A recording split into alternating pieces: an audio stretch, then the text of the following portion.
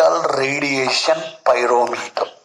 ಇದು for BSc 2 ಸ್ಟೂಡೆಂಟ್ಸ್ಗೆ syllabus.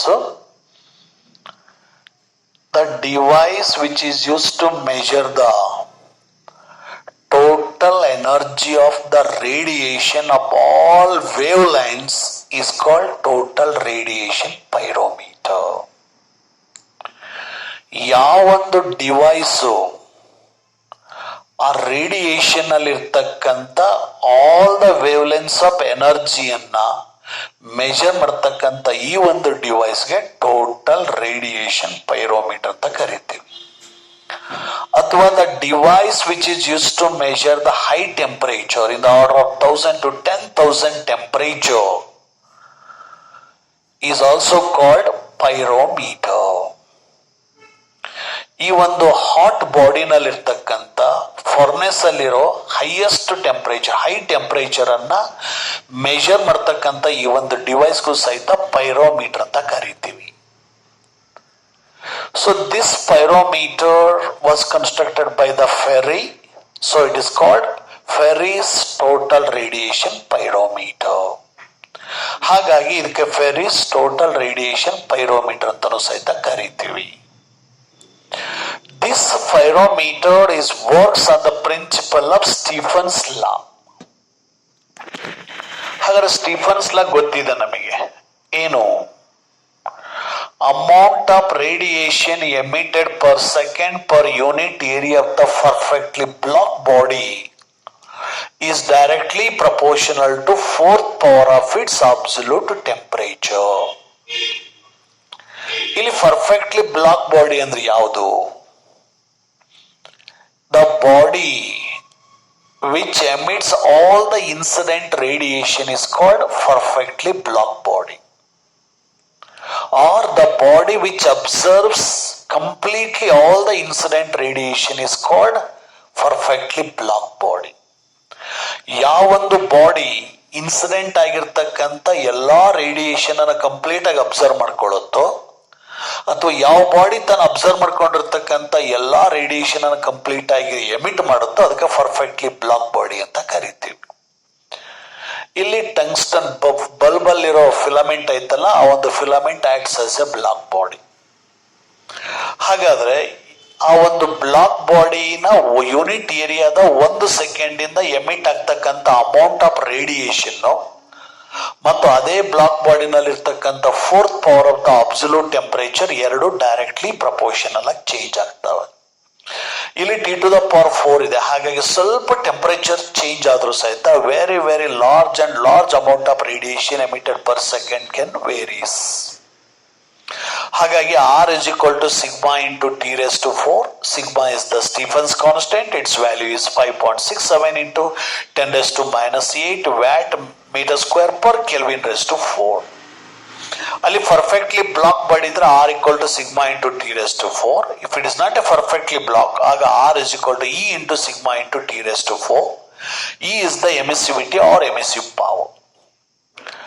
ಜೊತೆಗೆ according to Boltzmann, if the block body is surrounded by another body, ಆ block body surrounding ಅಲ್ಲಿ ಇನ್ನೊಂದು ಬೇರೆ ಬಾಡಿ ಇದ್ದಾಗ ಆ ಒಂದು equation for Stephen's law R is equal to sigma into T⁴ minus T⁴.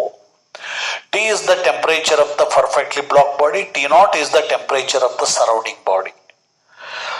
ಅಲ್ಲಿ ಪರ್ಫೆಕ್ಟ್ಲಿ ಬ್ಲಾಕ್ ಬಾಡಿ ಇದ್ರೆ ಈ ರೀತಿ ಆಗುತ್ತೆ. If it is not a perfectly black body, ಆಗ R is equal to E into sigma into T⁴ minus T⁴. T is temperature of the perfectly blocked body and T⁴ is the temperature of its surrounding. ಇದು Stefan's law of radiation. ಇದರ basis ಮೇಲೆ ಈ ಒಂದು total radiation pyrometer work ಆಗುತ್ತೆ. ಇದರ principle. So ನಾವು construction of this total radiation pyrometer. So this instrument consists of M is the concave mirror made up of by the copper and front face is plated with the nickel. Usually mirrors glass ಇಂದ ಮಾಡಿರ್ತವೆ, ಆದ್ರೆ ಇಲ್ಲಿರ್ತಕ್ಕಂಥ concave mirror copper ಇಂದ ಮಾಡಲ್ಪಟ್ಟಿದೆ. ಜೊತೆಗೆ ಇದರ front face ಅನ್ನ nickel ಇಂದ plate ಮಾಡಿದೀವಿ, ಪ್ಲೇಟೆಡ್ ವಿತ್ ನಿಕ್ಕಲ್. ಜೊತೆಗೆ position of the mirror can be adjusted by using this rack and pinion arrangement P. ಈ ಒಂದು ಪಿ ಅಂತಕ್ಕಂಥ ಪಿನೈನ್ ಅರೇಂಜ್ಮೆಂಟ್ ಇಂದ ನಾವು ಪೊಸಿಷನ್ ಆಫ್ ದ ಮಿರರ್ ಅನ್ನ ಆ ಕಡೆ ಈ ಕಡೆ ಮೂವ್ ಮಾಡಬಹುದು. ಈ ಮಿರರ್ ನ ಸೆಂಟರ್ ನಲ್ಲಿ ಒಂದು ಹೋಲ್ ಇದೆ. ಆ ಒಂದು ಹೋಲ್ ಅಲ್ಲಿ ಐ ಪೀಸ್ ಅನ್ನ ಇನ್ಸರ್ಟ್ ಮಾಡಿದೀವಿ. ಈ is the eyepiece inserted at the hole of the mirror. And this eyepiece is use to observe this diaphragm. D ಅಂತಕ್ಕಂಥ ಡಯಾಪೋಗ್ರಾಮ್ ಅನ್ನ ಅಬ್ಸರ್ವ್ ಮಾಡ್ಲಿಕ್ಕೆ, ನೋಡ್ಲಿಕ್ಕೆ ಅದನ್ನ ಯೂಸ್ ಮಾಡ್ತೀವಿ. ಡಿ ಅಂತಂದ್ರೆ ಡಯಾಪೋಗ್ರಾಮ್ at the focus of this reflected image. And S ಅಂತ ಅಂದ್ರೆ metallic strip. This metallic strip ಮತ್ತೊಂದು ಮೆಟಾಲಿಕ್ ರಾಡ್ ಇದು. ಅದರ ಫೇಸ್ ಅಂದ್ರೆ ಮಿರರ್ ಕಡೆಗೆ ಇರ್ತಕ್ಕಂಥ ಫೇಸ್ಗೆ ನಾವು ಬ್ಲಾಕ್ ಇಂಕ್ ಅನ್ನ ಕವರ್ ಮಾಡಿದೀವಿ. ಯಾಕಂದ್ರೆ ಬ್ಲಾಕ್ ಅನ್ನ ಕವರ್ ಮಾಡಿದಾಗ it observes all the incident radiation. ಹಾಗಾಗಿ it acts like a black body, perfectly black body. ಈ ಎಸ್ ಅಂತಕ್ಕಂಥದ್ದು, ಈ ಎಸ್ ಅಂತಕ್ಕಂಥ perfectly black body hot body ಆಗುತ್ತೆ. ಹಾಗಾಗಿ ಥರ್ಮೋಕಪಲ್ ನ ಒಂದು ಜಂಕ್ಷನ್ ಆ ಒಂದು ಹಾಟ್ ಎಂಡ್ ಆಗಿದೆ, ಇನ್ನೊಂದು ಜಂಕ್ಷನ್ ಐಸ್ ಅಲ್ಲಿ ಇದೆ, ಕೋಲ್ಡ್ ಎಂಡ್. ಯಾವಾಗ ಥರ್ಮೋಕಪಲ್ ಅಲ್ಲಿ ಒಂದು ಹಾಟ್ ಎಂಡ್ ಇನ್ನೊಂದು ಕೋಲ್ಡ್ ಎಂಡ್ ಇರುತ್ತೋ ಆಗ ಇ ಎಂ ಎಫ್ ಡೆವಲಪ್ ಆಗುತ್ತೆ, current thermo E M F produce ಆಗುತ್ತೆ. That thermo E M F ಇಂದ galvanometer shows the deflection. So ಇಲ್ಲಿ ಗೆಲ್ವಾಮೀಟರ್ ತೋರಿಸ್ತಕ್ಕಂಥ deflection is equal to energy of the radiation emitted from the source. ಆ source ಇಂದ ಬಂದಿರತಕ್ಕಂಥ radiation ಅಲ್ಲಿ ಎಷ್ಟು total energy ಇದೆ ಅನ್ನೋದನ್ನ ಆ ಗೆಲ್ವಾಮೀಟರ್ ಡಿಫ್ಲೆಕ್ಷನ್ ಇಂದ ಮೆಜರ್ ಮಾಡ್ತೀವಿ. ಇಲ್ಲಿ ಕ್ಯೂ ಅಂತಕ್ಕಂಥದ್ದು ಶೀಲ್ಡ್. ಈ ಒಂದು ಶೀಲ್ಡ್ ಏನ್ ಮಾಡುತ್ತೆ ಅಂದ್ರೆ ಸೋರ್ಸ್ ಇಂದ ಅಥವಾ ಹಾಟ್ ಬಾಡಿಯಿಂದ ಬಂದಿರತಕ್ಕಂಥ radiation not directly incident on the S. ಆ ಸೋರ್ಸ್ ಇಂದ ಬಂದಿರತಕ್ಕಂಥ ರೇಡಿಯೇಷನ್ ಎಸ್ ಮೇಲೆ, ಎಸ್ ಅಥವಾ ಡಿ ಮೇಲೆ ಡೈರೆಕ್ಟ್ ಆಗಿ ಇನ್ಸಿಡೆಂಟ್ ಆಗದೆ ಇರೋ ತರ ಪ್ರೊಟೆಕ್ಟ್ ಮಾಡುತ್ತಾ ಈ ಒಂದು ಕ್ಯೂ ಅಂತಕ್ಕಂಥ ಶೀಲ್ಡ್. ಇದು complete construction of this total radiation pyrometer. ಈಗ ಯಾವ ರೀತಿ ವರ್ಕ್ ಆಗತ್ತೆ? ಈ ಒಂದು ಹಾಟ್ ಬಾಡಿ ಅಥವಾ furnace is placed at the larger distance. ಆಗ ಆ ಸೋರ್ಸ್ ಇಂದ ಬಂದಿರತಕ್ಕಂಥ radiation is incident on the mirror. ಆಗ ಇನ್ಸಿಡೆಂಟ್ ರೇಡಿಯೇಷನ್ ಗೆಟ್ಸ್ ರಿಫ್ಲೆಕ್ಟ್ ಆಗುತ್ತೆ. Next looking through position of the mirror can be adjusted by using this rack and pinion arrangement screw P. And looking through the eyepiece, the position of the image or focus can be adjusted. ಆ ಒಂದು ಡಯಾಪೋಗ್ರಾಮ್ ಅಲ್ಲಿ ಈ ರೀತಿ ಎರಡು circular strips ಇರುತ್ತೆ. ಈ ರೀತಿ ನಾವು ಅರೇಂಜ್ ಮಾಡಬೇಕು. ಲುಕಿಂಗ್ ಥ್ರೂ ದ ಐಪೀಸ್ ಅದನ್ನ ಈ ರೀತಿ ಅರೇಂಜ್ ಮಾಡಿದ್ರೆ it is the correct method. ಈ ರೀತಿನೂ ಸಹಿತ ಪಾಸಿಬಿಲಿಟೀಸ್ ಇರುತ್ತೆ. ಈ ರೀತಿ ಅರೇಂಜ್ ಮಾಡಿದ್ರೆ that focus directly is not directly incident on this S. ಹಾಗಾಗಿ this is the correct method. ಈ ರೀತಿ ನಾವು ಅಡ್ಜಸ್ಟ್ ಮಾಡಿದಾಗ ಡಯಾಪೋಗ್ರಾಮ್ ಅಲ್ಲಿ ಲುಕಿಂಗ್ ಟು ದ ಐಪೀಸ್ ಆಗ ರಿಫ್ಲೆಕ್ಟೆಡ್ ಇಮೇಜ್ ನ ಫೋಕಸ್ ಈ ಒಂದು ಎಸ್ ಅಂತಕ್ಕಂಥ ಸ್ಟ್ರಿಪ್ ಮೇಲೆ ಬೀಳುತ್ತೆ. ಆಗ ಇನ್ಸಿಡೆಂಟ್ ಆಗಿರ್ತಕ್ಕಂಥ ರೇಡಿಯೇಷನ್ ಅನ್ನ ಸ್ಟ್ರಿಪ್ ಅಬ್ಸರ್ವ್ಸ್. ಯಾವಾಗ ಸ್ಟ್ರಿಪ್ ಅಬ್ಸರ್ವ್ ಮಾಡುತ್ತೋ ಆಗ ಅದರಲ್ಲಿ ಟೆಂಪರೇಚರ್ ರೈಸ್ ಆಗ್ತಾ ಹೋಗುತ್ತೆ. ಆಗ it becomes that hot body. ಆ ಒಂದು ಹಾಟ್ ಬಾಡಿ ಒಂದು ಜಂಕ್ಷನ್ ಹಾಟ್ ಜಂಕ್ಷನ್ ಆಯ್ತು, ಇನ್ನೊಂದು ಕೋಲ್ಡ್ ಜಂಕ್ಷನ್ ಇರೋದ್ರಿಂದ ಎಷ್ಟು ಇನ್ಸಿಡೆಂಟ್ ರೇಡಿಯೇಷನ್ ಆಗುತ್ತೋ ಅಷ್ಟು ಗೆಲ್ವಾಮೀಟರ್ ಡಿಫ್ಲೆಕ್ಷನ್ ತೋರಿಸ್ತಾ ಹೋಗುತ್ತೆ. Larger intensity of the radiation is incident on the strip, then deflection of the galvanometer is high. Smaller radiation is incident on the strip, then deflection of the galvanometer becomes the less. ಹಾಗಾಗಿ this intensity of the radiation increase ಆಗ್ತಾ ಹೋದ್ರೆ galvanometer deflection increase ಆಗ್ತಾ ಹೋಗುತ್ತೆ.